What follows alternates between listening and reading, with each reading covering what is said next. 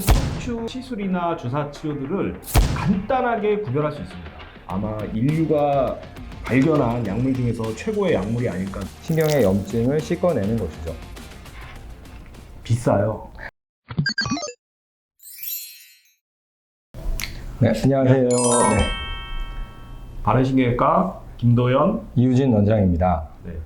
저희 바른신경외과에 굉장히 여러 원장님들이 다학제적으로 이제 통증에 대한 치료를 하는데, 척추와 관련된 통증 치료를 담당하는 이제 저희 이유진 원장과 제가 척추 주사나 척추 시술에 대한 어떤 종류나 효과, 부작용에 대해서 환자분들에게 좀 알려드리려고 이렇게 나왔습니다. 네, 일단은 그래서 저희가 척추 주사의 종류 그리고 시술과 주사의 차이점 등에 대해서 설명을 드릴 건데요. 효과, 비용, 뭐 여러 분야에 대해서 궁금해하시는 게 많은데, 사실은 척추와 관련된 시술이나 주사 치료들을 간단하게 구별할 수 있습니다. 일단 척추 협착증이나 디스크가 있는 경우에 첫 번째로는 신경 차단술 혹은 신경 차단 주사라는 치료를 하게 됩니다. 저희 병원에서 굉장히 많이 하고 있죠. 사실 이유진 원장님이 저보다 더 많이 하고 계신데 그 치료를 이유진 원장님이 설명해 주시죠. 네. 일단은 네, 이 신경 차단술이라는 주사 이름에서도 알 수 있듯이 우리가 이제 신경의 신호를 좀 차단해 주는 그런 시술입니다. 근데 이게 환자들이 좀 착각하기 쉬운 게 차단술이라고 해서 내 신경이 그럼 이제 차단돼서 망가지는 것이냐 이렇게 생각하기가 쉬운데요. 좀 더 정확하게 이야기를 하면 신경에서 올라가는 비정상적인 통증 신호를 차단한다라는 의미로 받아들이면 될 것 같습니다. 이제 백문이 불여일견이라고 제가 요거 주사 약을 좀 준비를 했는데 어떤 식으로 하는지 한번 좀 보여드릴게요.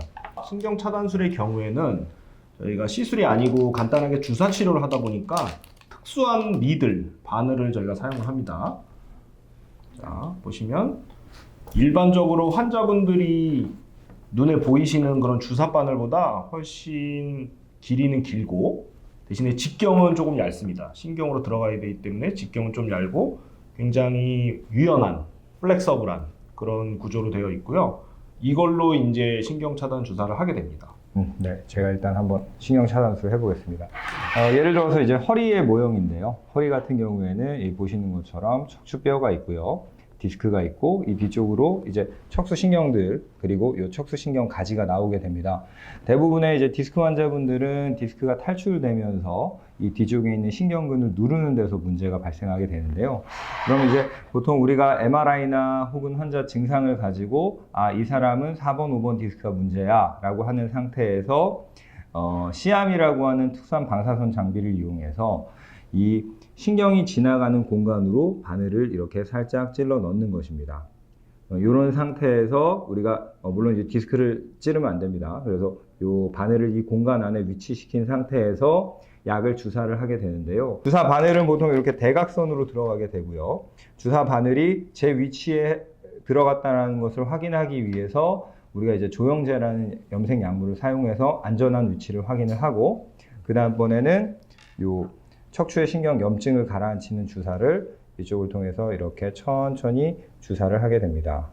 쭉 보시면 이렇게 주사가 되면서 자, 이 신경 쪽에 이렇게 실제로 흔들지는 않습니다. 아무튼 이런 식으로 신경의 염증을 씻어내는 것이죠. 이렇게 되면 이제 신경에 모여 있었던 염증들이 해결이 되면서 우리 흔히 얘기하는 통증 신호가 차단되는, 그래서 우리가 신경 차단술이라고 부르는 주사 치료를 하게 되는 것입니다. 네, 신경 차단 주사는 이런 식으로 해가지고 신경의 염증을 가라앉히는 역할을 하게 되는데요. 근데 이제 모든 디스크 환자들이 이렇게 신경 차단술로 해결이 되는 것은 아닙니다. 좀 더 증상이 심하거나 아니면 빠른 호전을 보이고 싶은 경우에는 우리가 척추 시술을 하는 경우도 있는데요. 이러한 척추 시술에 대해서는 저희 오늘 김도현 원장님께서 한번 설명을 해주시겠습니다. 척추 시술에는 이제 척추 시술도 굉장히 종류가 많은데 저희가 환자들에게 가장 많이 사용하는 게 풍선 신경 확장술과 그 다음에 그냥 일반적인 신경 성형술 두 가지를 가장 많이 사용을 합니다. 그 둘은 이름에서도 알 수 있듯이 풍선으로 신경을 확장하느냐 아니면 그냥 신경 성형만 해주느냐, 그 두 가지로 나눌 수가 있겠는데요.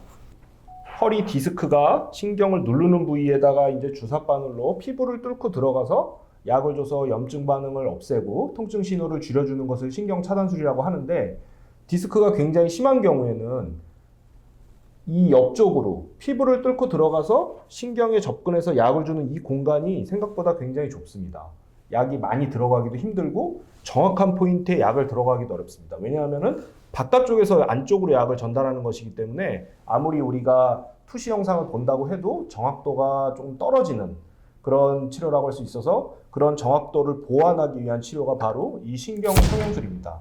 근본적인 원리는 병변 부위에다가 항염증 약물을 투여해서 염증 반응을 줄여서 통증 신호를 줄여준다라는 근본적인 원리는 비슷한데, 훨씬 더 효율적이고 많은 약물을 투입할 수 있고, 그리고 물리적으로 이 보시면은 카테터라는 이 장비가 좌우로 굉장히 많이 플렉서블하게 휘고 움직일 수 있기 때문에 물리적으로 좁아져 있거나 유착된 부분을 우리가 풀어줄 수 있는 그런 효과도 있기 때문에 화학적인 치료뿐 아니라 물리적인 치료도 가능하기 때문에 요새 선호를 하고 있고요.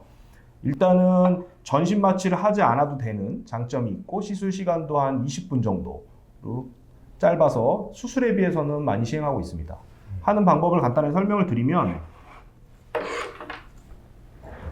이 꼬리뼈 쪽에 보면은 척추로 통하는 커다란 구멍이 있습니다. 이 구멍에 카테터를 집어넣어서, 자 보시면 마취하고 하는 거죠, 원장님? 국소 마취는 당연히 합니다. 네. 국소 마취 안 하면은 비명이 난무할 수 있기 때문에 네. 국소 마취는 당연히 하고요. 보시면 카테터가 이렇게 경막 바깥쪽에 신경 쪽으로 바로 올라갈 수 있게 됩니다.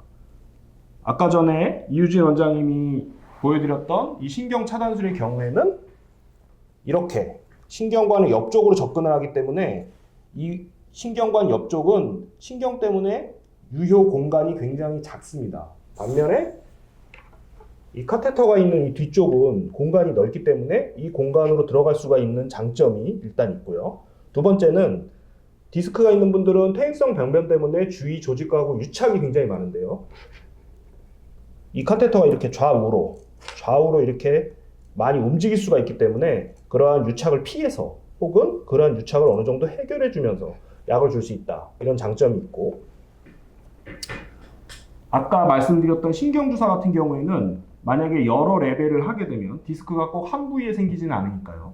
두 부위나 세 부위에 생겼을 때는 그 부위마다 바늘을 찔러야 되는 그러한 불편함이 있는 반면에, 이 신경성형술은 한 번의 카테터 시술로 위로 계속 올라갈 수가 있기 때문에 모든 레벨의 디스크를 한 번에 시술할 수 있다는 그런 장점이 있습니다. 그래서 요새 이 신경성형술을 많이 시행을 하고 있고, 아까 말씀드렸듯이 신경성형술 중에서도 이제 협착증이 심한 분들 같은 경우에는 신경관을 넓혀주는 시술을 저희가 하게 되는데, 그것이 바로 풍선 확장술이고요. 이 풍선 확장술의 사용하는 카테터의 경우에는 끝부분에 이런 작은 풍선이 있습니다. 벌룬, 우리 인체에 해가 없는 재료로 만들어진 이 작은 벌룬이 있어서 좁아진 신경관을 넓혀줄 수가 있게 됩니다. 그래서 이 두 가지 치료가 요새 척추 주사 치료로 신경 차단술로 호전이 없는 디스크나 협착증 환자들에게서 가장 많이 사용하는 신경 성형술과 풍선 신경 확장술 혹은 풍선 신경 성형술, 이 두 가지 시술에 대해서 설명을 드렸습니다. 진료실에서 보면 그 스테로이드라는 이 약물에 대해서 상당히 공포심을 갖고 계신 경우가 많이 있습니다. 뼈 주사 그리고 스테로이드 하면 환자분들이 요거 맞으면 큰일 나는 거 아니냐, 뼈 녹는 거 아니냐, 이렇게 생각하시는 분들이 많은데, 원장님 실제로 스테로이드가 엄청 안 좋은 건가요? 사실 스테로이드는 이제 부정적인 측면이 많이 부각돼서 그렇지 아마 인류가 발견한 약물 중에서 최고의 약물이 아닐까 저는 그렇게 생각을 합니다. 실제로도 스테로이드가 없으면 저희가 고치지 못하는 병이 굉장히 많고요.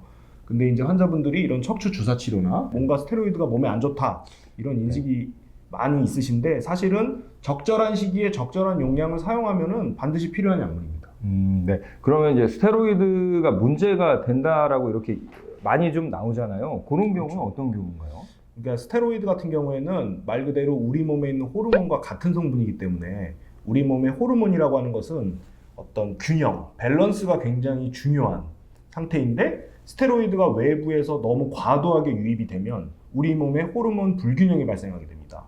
대표적으로 이제 예를 들어서 우리 몸에 있는 성장 호르몬이라든가 여러 가지 호르몬들이 스테로이드로 구성이 되어 있는데 외부에서 스테로이드가 주입이 됐을 때 우리 뇌에서 이 사람 스테로이드 호르몬이 충분하구나 이렇게 착각을 해서 외부에서 들어온 스테로이드는 사실상 호르몬으로서의 역할을 하지 않지만 다른 호르몬의 양을 줄이거나 이런 식으로 돼서 전신에 어떤 부작용이 나타날 수가 있기 때문에 스테로이드의 양은 적절하게 전문의의 처방에 따라서 사용을 하는 것이 필요하고요. 저희가 사실은 척추 시술에서 스테로이드를 사용해야 되는 경우는 디스크나 협착증 같은 경우에는 이제 신경이 눌리고 그 부위에 염증이 발생을 하는데 많은 환자분들이 그거를 마치 물리적으로 디스크가 눌려서 내가 허리가 아프구나, 다리가 저리구나 이렇게 생각을 많이 하시는데 실제로는 그런 물리적으로 눌리는 것보다는 눌린 면에 생기는 화학적인 염증 반응이 원인인 경우가 많습니다. 그런 급성기 환자분들의 경우에는 적절한 양의 스테로이드를 초기에 투여를 함으로써 염증 반응을 줄여주고 증상이 호전되고 그리고 그것이 일시적인 호전이 아니라 반영구적으로 증상이 없어질 수도 있기 때문에 당연히 초기에는 스테로이드 치료가 조금 필요하고요. 물론 이제 무분별하게 사용하는 것은 굉장히 위험한 일이기 때문에 저희 바른신경외과뿐 아니라 요새는 여러 의사 선생님들이 스테로이드 사용에 대해서는 굉장히 엄격한 기준을 적용하고 있습니다. 그러니까 실제로 진료실에서 보면 좀 그런 것 같아요. 뭐냐면 이게 주사 치료를 이 병원에서 맞았다가 또 저 병원에서 맞았다가 또 저다음 병원에서 맞았다가 하다 보면 저도 상당히 약을 쓸 때 고민이 되는 부분이 이전 병원에서 과연 이 약물을 얼마나 사용했는지 모르니까 이게 환자분한테 이번에 요 정도의 약물로 효과를 볼 수 있을까부터 시작해서 요 정도의 약물이면 환자한테 좀 많이 부담이 되지 않을까 이런 생각이 좀 많이 들어서 그러니까 원장님 말씀하신 대로 사실 담당하는 병원 그리고 담당하는 의사 그리고 자기의 몸 상태를 잘 알고 있는 의사에게 꾸준히 치료 받으신다면 사실 누구보다도 스테로이드의 위험성을 잘 알고 있는 것은 의사거든요. 그러니까 크게 스테로이드가 문제가 될 일은 없지 않을까 하는 것이 또 제 생각입니다. 사실 이유진 원장님이 말씀하신 게 정답인 게 보통은 스테로이드가 문제가 되는 환자분들의 경우에는 여러 병원을 다니시는 분들이 많습니다. 그런 경우에는 과거력이 추적되지 않기 때문에 저에게는 처음 온 환자분이지만 그전에는 다른 병원에서 굉장히 많은 스테로이드를 맞아서 그런 누적 효과 때문에 부작용이 생기는 경우가 많기 때문에 주로 본인이 다니시는 병원 주치의원장님과 꼭 상담을 하셔가지고 그런 무분별한 사용을 지향할 수 있도록 하는 것이 필요하겠고요. 환자분들이 그런 공포심은 가지실 필요는 전혀 없습니다. 스테로이드로 인해서 우리가 여러 부작용들이 있다고 알려져는 있지만 그것에 대해서 또 적절하게 대처를 하면 되는 것이고 지금은 사실은 저희 병원 같은 경우에는 그런 스테로이드에 대해서 엄격한 기준을 적용하다 보니까 부작용이 발생하거나 이런 경우는 없고 환자분들에게도 다른 병원에서도 약물 사용력을 충분히 말씀드릴 수 있도록 저희 병원에서 어떻게 사용한다는 걸 말씀드리기 때문에 스테로이드에 대한 어떤 막연한 공포심보다는 좀 더 디스크나 협착에 있어서 효율적으로 치료하는 데 있어서 필요하다 이러한 인식을 환자분들이 가져주시는 것이 더 필요할 것으로 생각됩니다.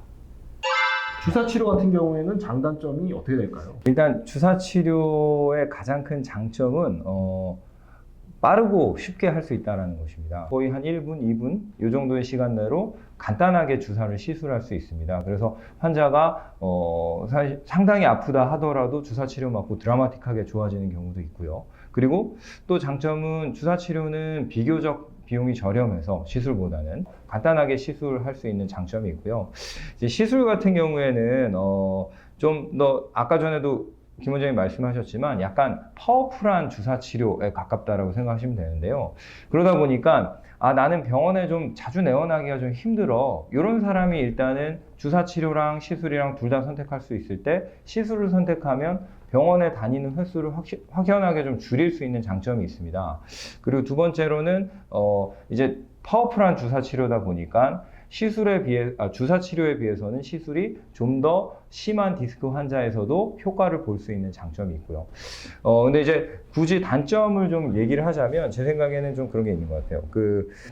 만약에 이게 수술을 안 하는 게 사실 원칙이고 저희 병원은 비수술 치료가 전문인 병원이 맞지만 어떤 신경외과 의사가 봐도 수술을 해야 되는 경우가 있어요. 근데 그런 경우에 우리가 무분별하게 뭐 시술이나 혹은 뭐 주사나 이런 것들을 너무 권유해서 환자를 계속해서 좀 그 치료를 지연시킨다거나 하는 이런 것들은 환자한테 도움이 되지 않을 수 있기 때문에 이런 부분들은 좀 잘 알아보시고 치료를 받으시는 게 도움이 될 것 같습니다. 그렇죠. 그리고 뭐 한 가지 제가 첨부하자면 네. 비싸요. 시술이. 근데 저희가 뭐 시술을 하고서 병원에서 엄청난 폭리를 취하는 게 아니라 이게 환자분들이 보시면은 별거 아니지만은 이 플렉서블한 이 카테터를 구성을 하고 또 생체에 들어가서 아무 해가 없는 이런 풍선 이런 것들 약물이 투입되는 이런 장비들을 만드는데 굉장히 비용이 많이 듭니다. 그래서 이 카테터의 원가가 굉장히 비싸기 때문에 시술은 어쩔 수 없이 가격이 높을 수밖에 없다. 그래서 환자분들이 어쨌든 가격도 중요하기 때문에 저희가 효과도 당연히 중요하지만 그래서 제가 참고적으로 민감한 분야지만 말씀을 드렸습니다. 네.